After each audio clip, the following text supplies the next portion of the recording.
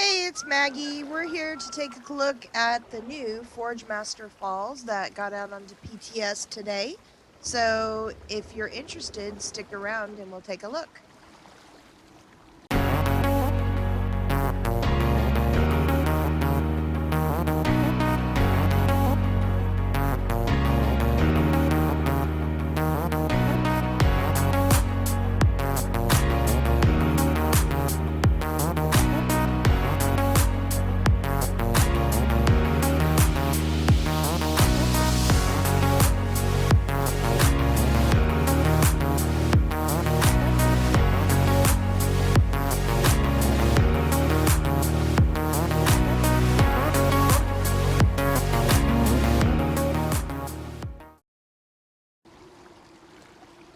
Alright everybody, before we get completely started and taking a look at this new space, if you're new to my channel, hello and welcome. I like to do ESO housing previews and reviews, anything to do with ESO housing actually. So if you're interested in that, subscribe to my channel and make sure you hit the notification bell. That way you get notified every time I open up a new video. So I'm going to share some screenshots. Here's an overview of the home. It's located in Rothgar. You can see where I'm pointing the arrow. And here's an overview of the site location. And a quick overview of the furnishings you get.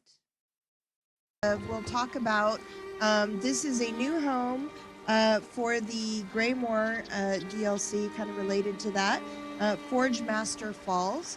This is a classic home with 500 slots, it appears. It's on your PTS. I don't know how much it costs and all that. I think they do that later. We're going to do a little review today. Preview today. I'll come back and do a video on housing limits and things like that that will... housing limits as far as like where can you building limits, not really housing limits, silly. I'll come back and do something about the building limits to show you that. But first, let's just take some initial thoughts. You get this your own forge area that you can build out. Obviously, we're in Rothgar, Skyrim focused. I love these billows. I think these are cool. You have a lot of area to work with within building. There's another ship out there. Again, you had docks to start with. I like that. What I see, one of the things is you have a lot of areas that are kind of pre-built with some initial things for you to work with. I'm looking at the house, of course. You come with 159 items in the pack. Go ahead and pull in that video or screenshot and show you, what's included in when you have the house furnished. Go up here, you have this little side house residence, big main hall. Look at that. I love lots of areas to build. Of course, you can use this main room as it is, separate it out. What is nice, they've taken the time to put in a loft, so it's kind of pre-arranged for you to build if you like to build in custom things. Build second floors, things like that. Already pre-built for you. Makes it easier, saves it on item slots. Then you have this main space here, main home. It's great. I love the aesthetic of this. See a little preview here. You can go build up there. So I'll do another video where I show some of the build limits on where you can build out to. But this is a great courtyard with an easy way to separate this space. I love that. I thought they did a great job with that. And here, one of the cool things that I see is that they've already pre-built some of the separators for different rooms. Make it easy so you don't have to spend your housing items to separate rooms. This is something I've heard a lot of people complain about, that they have to, you know, go into these giant rooms and separate them. I think they've done a great job here of pre-giving you some rooms that are separated out. Also, you have great windows to work with, and there's what potentially could be a second floor up there. We'll take a look in the next video if we can build up there. Going on the side, you have the kind of a similar room to balance out the one we just saw. Build multiple areas. You have the bedroom, and this is the bathroom. This is separated off, so you have lots of potential there. I like. So really nice building potential.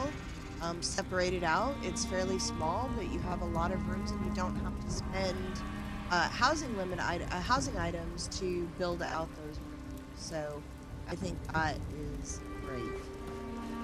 So next you go up here, let's explore some of the outer areas. You have this boardwalk that's already built, which is nice. Again, you don't have to build stairs to do that. Some of the houses do that, not all.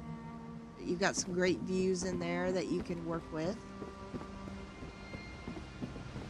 So first up here, you have this incredible pool and waterfalls. My husband just scared the crap out of me, and I'm not editing it out because it's funny.